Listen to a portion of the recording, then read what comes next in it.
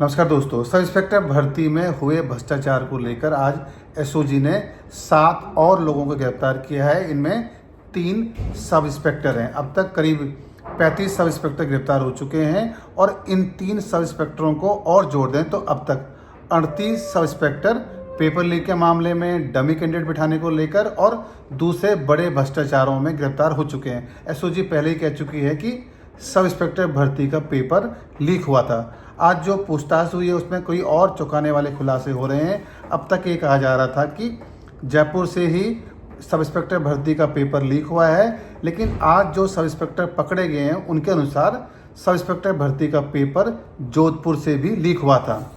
सितंबर 2021 में ये भर्ती परीक्षा हुई थी। 13, 14 और 15 सितंबर को हुई थी।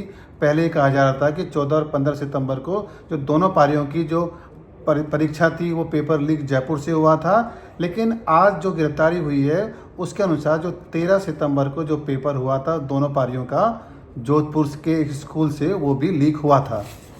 अब ये जो बड़ा खुलासा है कि तीनों दिन के जो पेपर लीक हुए थे, तीनों ही पारियों में जो 2-2 पारियां हर दिन हुई थी, सभी 6 पारियों में सब इंस्पेक्टर भर्ती का पेपर लीक हुआ था। इस खुलासे के बाद एसओजी का ये मानना है कि वे अब इस बात पर आगे बढ़ रहे हैं कि सब इंस्पेक्टर भर्ती रद्द होनी चाहिए, क्योंकि जो खुलासे अब तक हो चुके हैं और आज जो खुलासे हो रहे हैं वो ये बताता है कि पेपर लीक होने के साथ साथ इस भर्ती परीक्षा में बड़ा भ्रष्टाचार हुआ था और जिस तरीके से सब इंस्पेक्टरों की गिरफ्तारी हो रही है, जो ट्रेनिंग ले रहे हैं अलग अलग जगहों पर जिनकी नियुक्तियां हो गई हैं, उनकी गिरफ्तारी से ये साबित होता है कि सब इंस्पेक्टर भर्ती का पेपर अब रद्द हो जाना चाहिए। इंतजार करते हैं कि भर्ती पेपर रद्द होता है या नहीं, क्योंकि बड़ा सवाल ये बना हुआ है कि जो योग्य अभ्यर्थी हैं उनका क्या होगा, उनको किसी तरीके से दिक्कत ना आए।